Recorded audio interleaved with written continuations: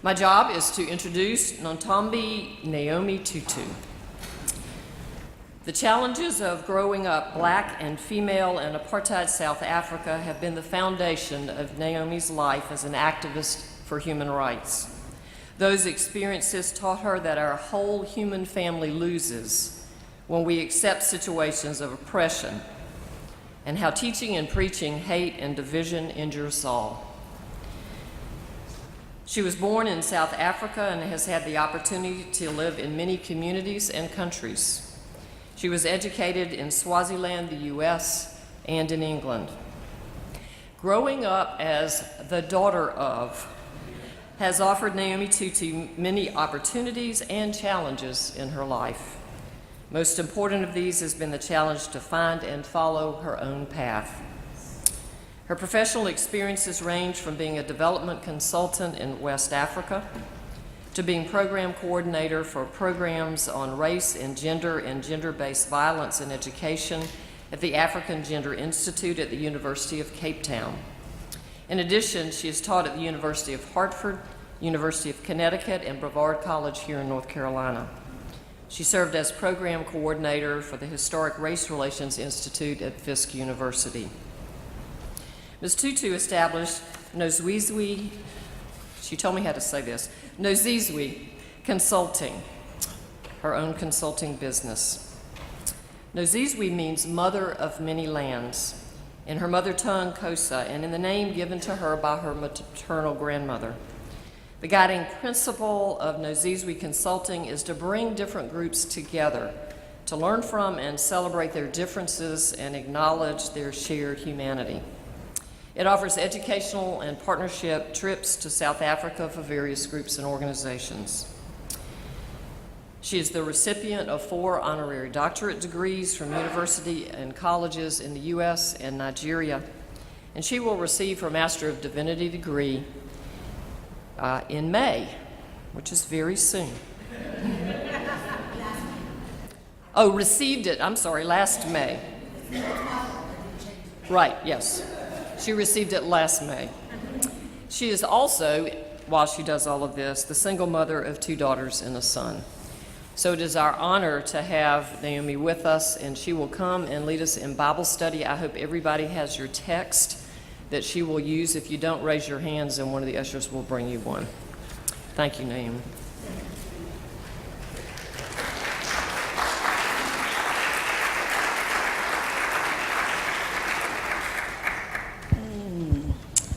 Good morning. Ooh.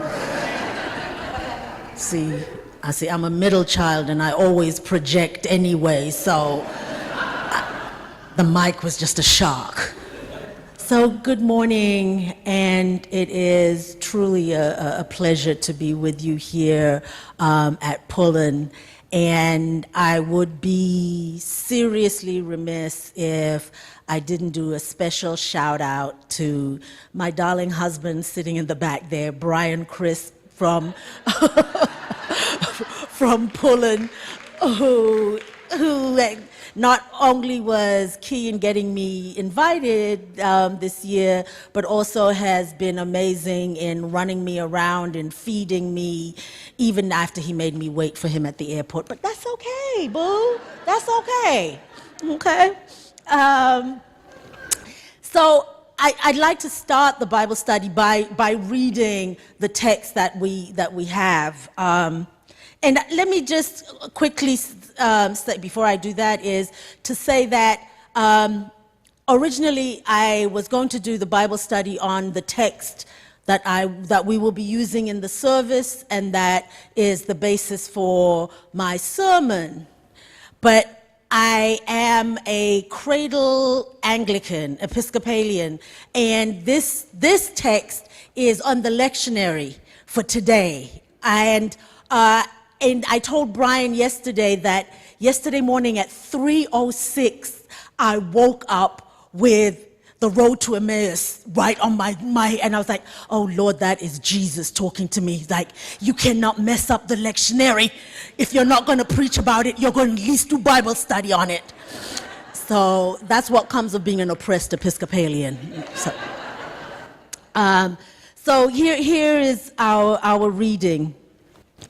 On that same day, 2 disciples were traveling to a village called Emmaus, about 7 miles from Jerusalem. They were talking to each other about everything that had happened. While they were discussing these things, Jesus himself arrived and joined them on their journey. They were prevented from recognizing him. He said to them, "What are you talking about as you walk along?"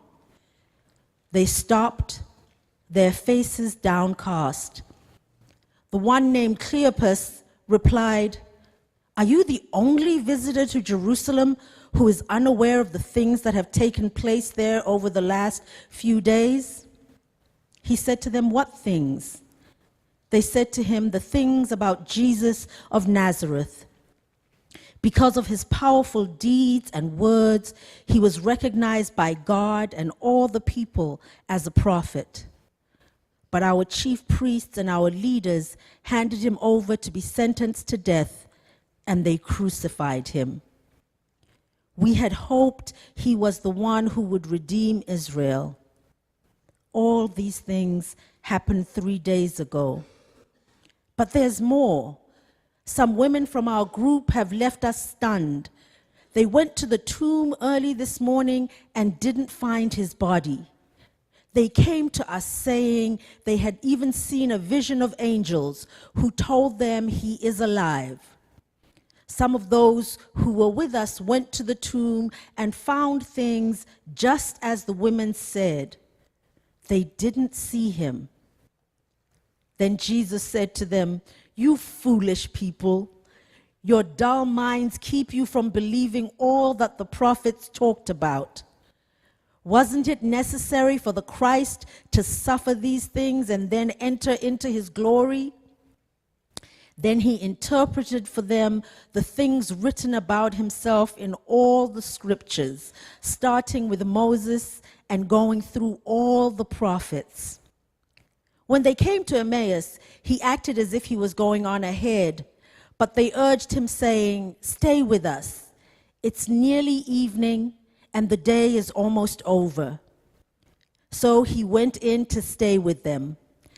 After he took his seat at the table with them, he took the bread, blessed and broke it, and gave it to them. Their eyes were opened, and they recognized him. But he disappeared from their sight. They said to each other, "Weren't our hearts on fire when he spoke to us along the road and when he explained the scriptures for us?" The word of God for the people of God. I just love the disciples. I really do.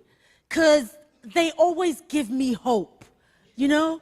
I mean, I'm like, if Jesus can choose such dumb people to hang around with for his ministry, I mean, that means that we're all okay, right? I mean that these people who have been with Jesus throughout his ministry and who he has been trying to teach over and over again what it means that he is the Christ.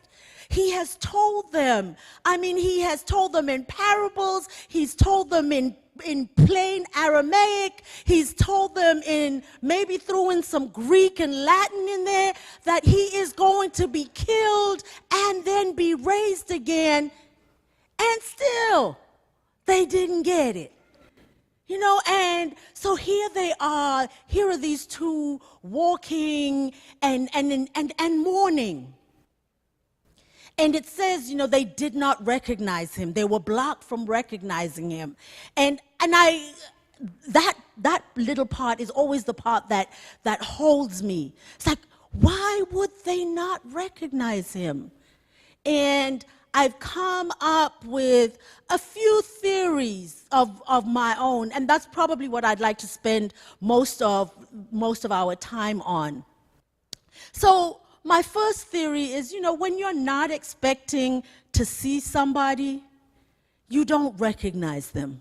sometimes, right? So if there's somebody that you know from one setting and then all of a sudden they appear to you in another setting, you're like, maybe I know, I don't know if I know you. And one of my favorite stories about this is about one of the women who came on one of our retreats to South Africa, and she flew KLM. And she said, when I got off in Amsterdam to make my connection, I was walking through Schiphol Airport, and I saw this man who I was like, I'm sure that face is familiar, and I just could not place him.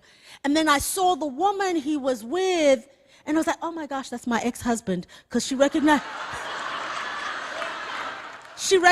his new wife. It's like, oh my Lord.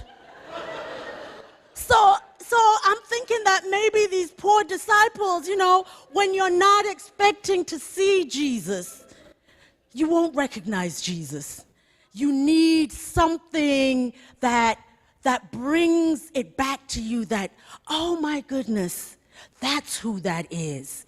And for them, it was the breaking of the bread, right? But I mean, still, I'm like, no. I mean, they walked and they talked with him forever, and they still didn't recognize him. And even as he was teaching them and speaking to them about scripture, they still didn't recognize him. No, that can't be that. They just that strange place thing. And so here's my other theory, is that they had bought in to the story that the authorities had told them. They bought in to the story that Jesus could be destroyed. They bought in to the oppressor's tale about what was going on in the world. And so they believed what the Roman Empire and the church authorities had said, that we have conquered this guy. We've killed him, we've dealt with him, it's over, it's done. And so they were walking in such a dark cloud that there was no way for them to recognize Jesus, because they didn't believe the story of Jesus that Jesus himself had told them. That they could not believe that the experiences that they had had with Jesus through his ministry could be true. No, they had seen Jesus healing. They had seen Jesus raising people from the dead. But once he was killed, it was like, oh, maybe we just imagined all that. And that when we open ourselves to believing the story of the oppressor, then we don't see our salvation. So they had believed that it's done. He was wonderful while he was with us, but nothing that good can last. Nothing that powerful can be our story. That idea that we can be liberated it's just a pipe dream. And those in power will always be in power. I think that is an important lesson for us in this country at this time. Because when we look at our government, and it still is hard for me to even say that, to call it that, but that when we look at that, when we say, we had this hope that as a nation we were moving forward, that we were dealing with racism, that we were talking about caring for people in terms of healthcare, that we were moving, it seemed we were moving forward, and then it couldn't last. And so we find ourselves like the disciples on the road to Emmaus saying, we hoped, but nah, it couldn't last. But if there is one thing that this story teaches, is that it is about our holding on to hope. You know, that when we decide that the powers and principalities have won, that is when they win. I remember growing up, and when my dad, when we first moved back to South Africa, when my father was the dean of the cathedral in Johannesburg and then became the head of the South African Council of Churches.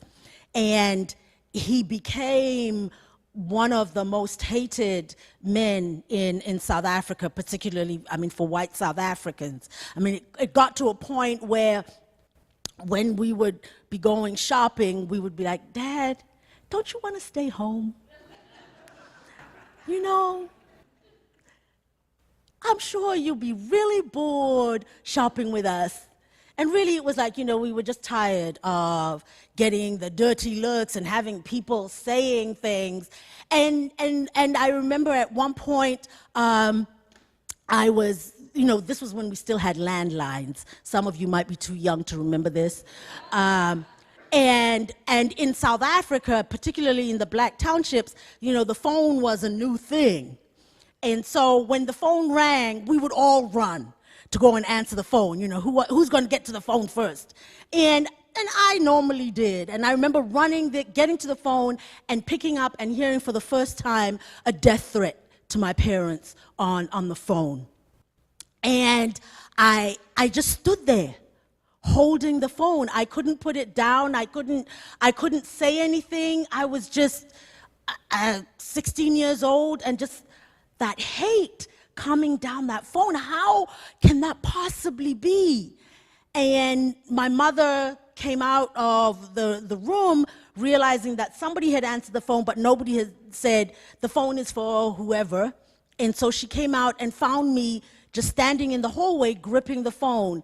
So she took the phone away, and my parents took us all into the living room to have a conversation. And once the phone was put down, I was just like, oh my Lord, they better be glad that was on the phone, because if it had been in person, I would have yanked that person. I would have punched him in the throat. I was planning everything. And I was like, don't let me ever meet that person, or the next time one of these people call, just wait, now I'm ready. I'm ready for you, right? And my parents said to me, apartheid doesn't win when it imprisons our people. Apartheid doesn't win when it makes our lives difficult. Apartheid doesn't win even when it kills people in our community. Apartheid doesn't win when it projects hate at us. Apartheid wins when we take in that hate and project it back. And for these disciples on the road to Emmaus, I think it is that for them, the crucifixion has won. At that time, the oppressor has won. They are in darkness even after they have the stories. They say, the women from our group went, and they went to the tomb, and they didn't find him. And the angel said, he is risen. But they didn't believe that, because they believed the powers and the principalities. They believed that hate had won. They believed that oppression had won. And so when you are in that space, there is no way that you can recognize even your own brother or sister, because you are in a place of darkness and fear.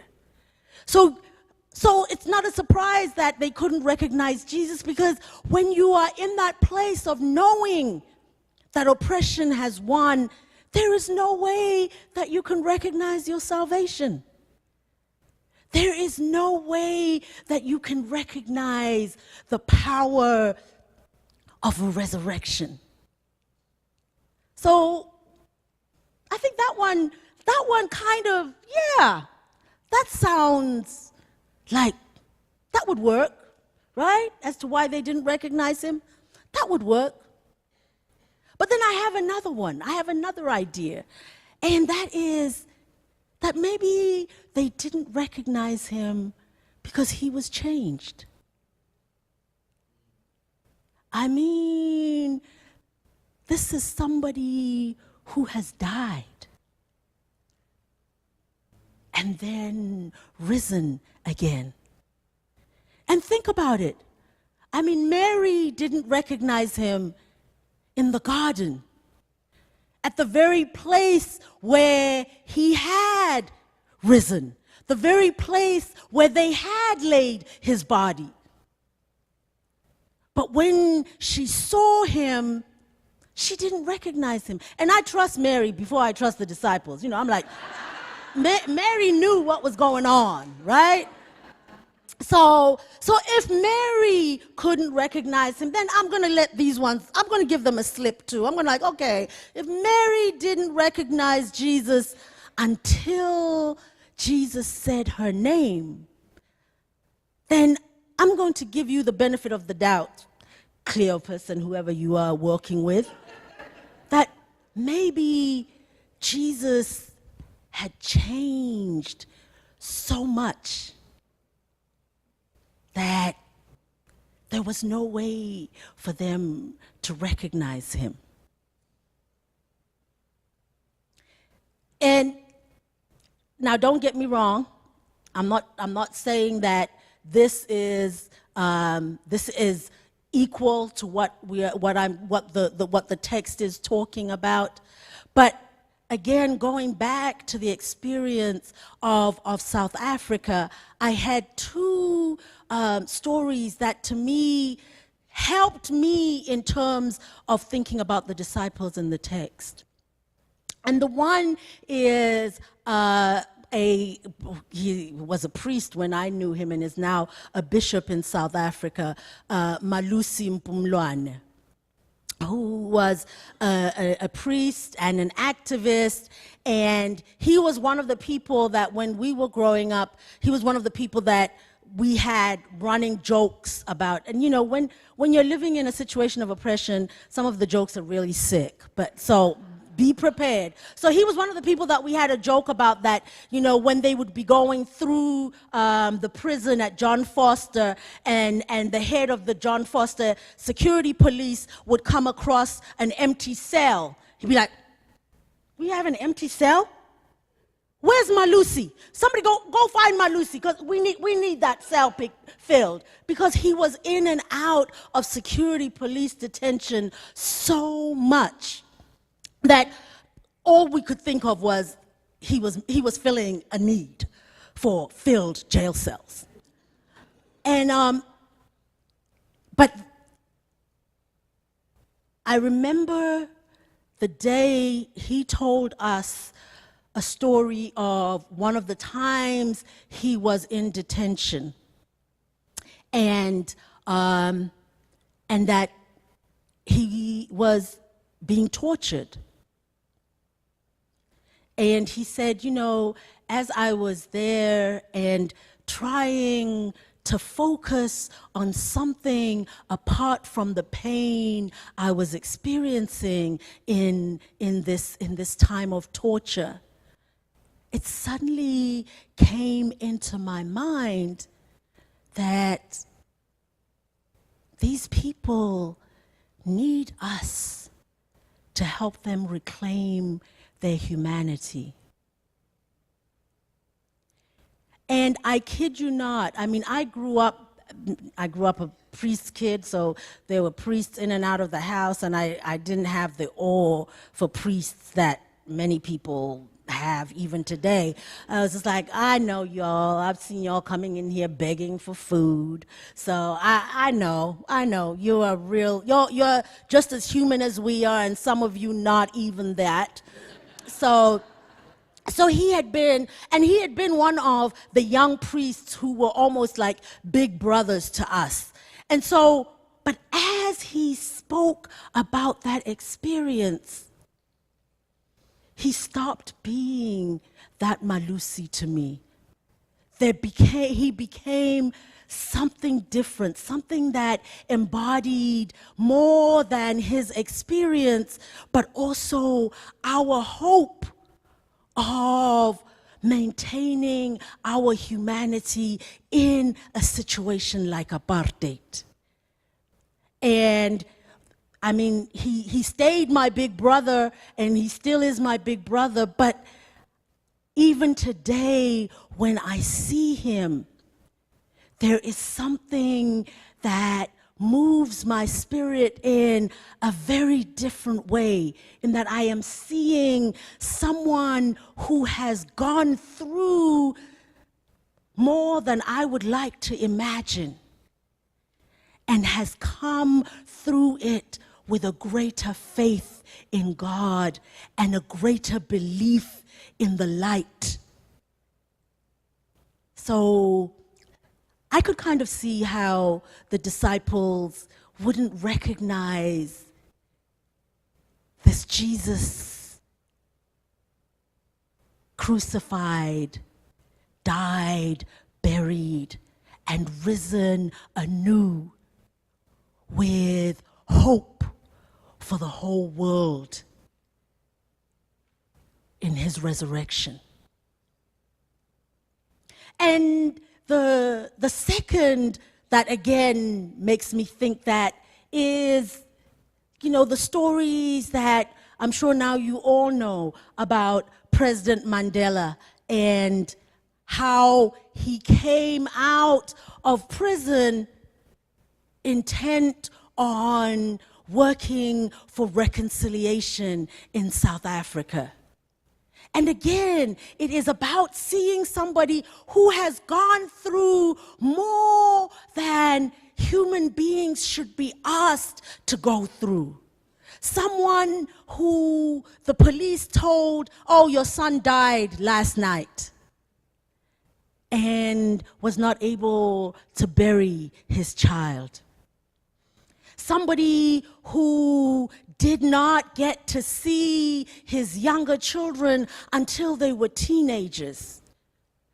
Somebody who went through the suffering of being a prisoner on Robben Island.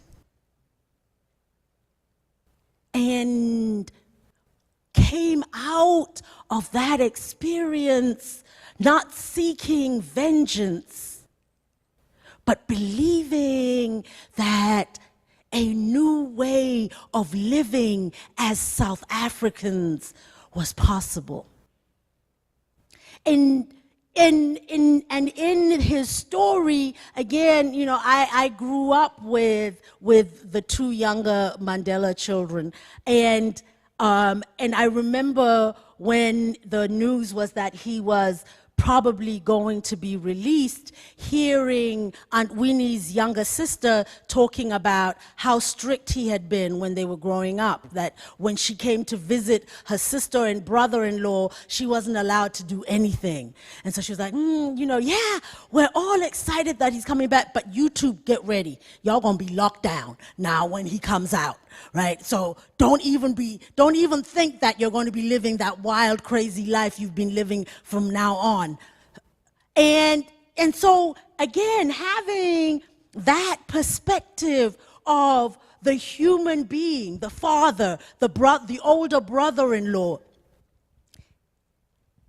and meeting a reconciler, somebody who truly believed that there was a new way of being in South Africa.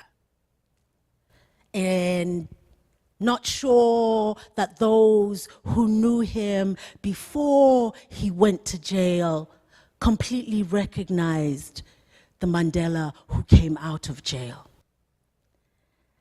And again, I'm not saying these are exact parallels. I'm not trying to make Malusi or Mandela out to be Jesus. Please don't go out and be quoting like, yeah, that Tutu child was in there telling us that South Africans are Jesus.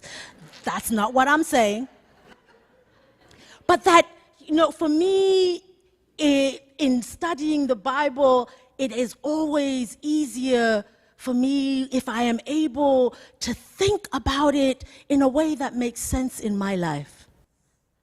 And so I have a little bit more sympathy for these two disciples, because I'm thinking, if you think of the second and third options, then yeah, if you are in that place of darkness, believing that darkness has won, it takes serious light to open your eyes to the hope. And if you come face to face with someone who has not just died and been risen, but who has died, been risen, and is getting ready to ascend and draw us all in with him, it might be hard to recognize the guy that you hung out with for the last 3 years, even as he was performing amazing miracles. So what does that have to say for us, to us?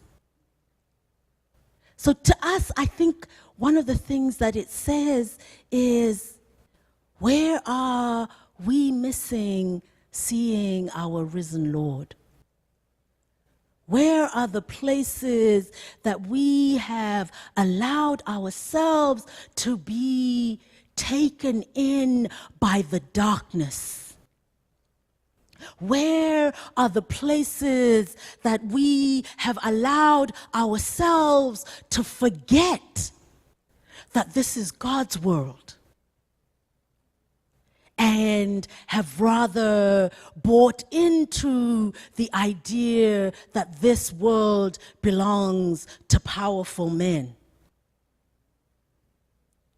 That where are the places in our lives where we are missing Jesus' blessing?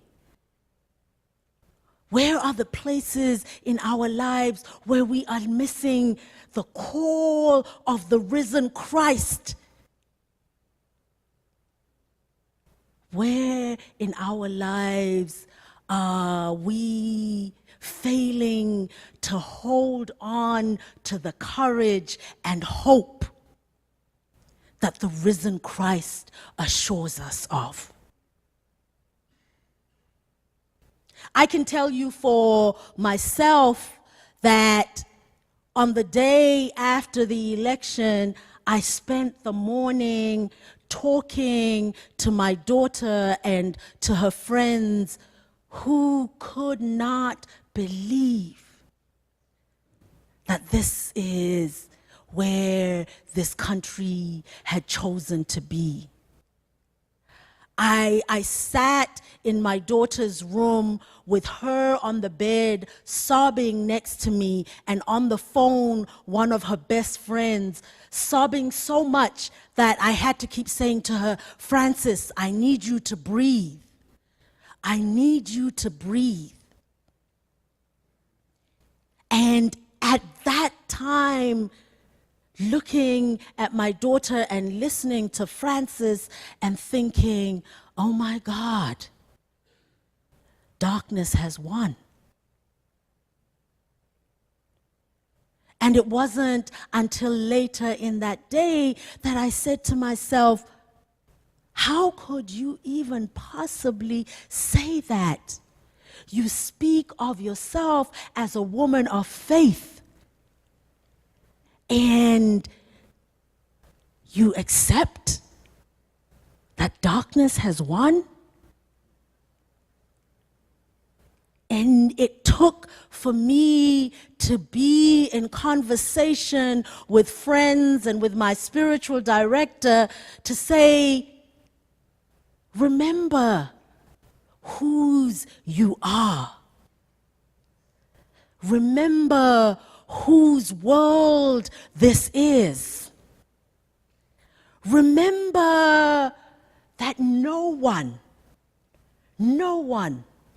has the power to diminish your humanity, because you are the child of a risen God.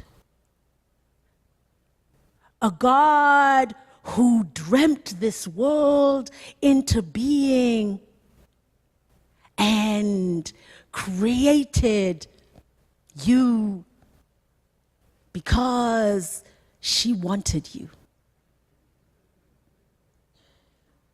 So for me, Emmaus is a wonderful reminder of how powerful the world can be in convincing us that we have lost, that we are living in darkness, but also how powerful a simple act like the breaking and blessing of bread, how a simple act like that can remind us that we are members of the body of the one Christ, that we are partakers of a God of light and love.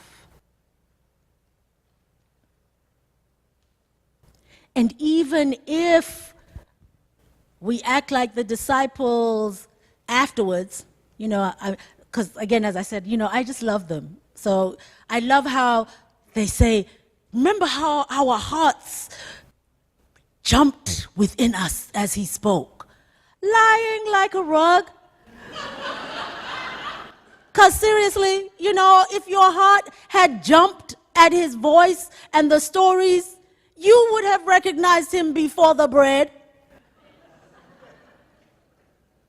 So I'm just like, so even at those times when I know that I have given in and I am not hearing what Jesus is saying to me, I am encouraged by these disciples that sometimes lying like a rug is a good thing, because sometimes we need to tell one another how much courage we have in the face of oppression, even when we don't really have that courage. But telling one another that encourages us to find that courage. Sometimes we do have to lie like a rug to keep our faith, that telling one another that we know that this is not the end of the story, even as part of us believes that it is indeed the end of the story. But in telling ourselves and one another those lies, we encourage ourselves to remember that in fact those lies are God's truth. That darkness has never overcome light. Hate has never overcome love. So as you walk your road to Emmaus, look out for where it is Jesus steps into that path with you. Pay attention to the ways that you don't recognize Jesus. But also pay attention to the ways in which you continue to hold on to that belief, that hope, that faith, even if at that particular time it feels something like a lie. Thank you.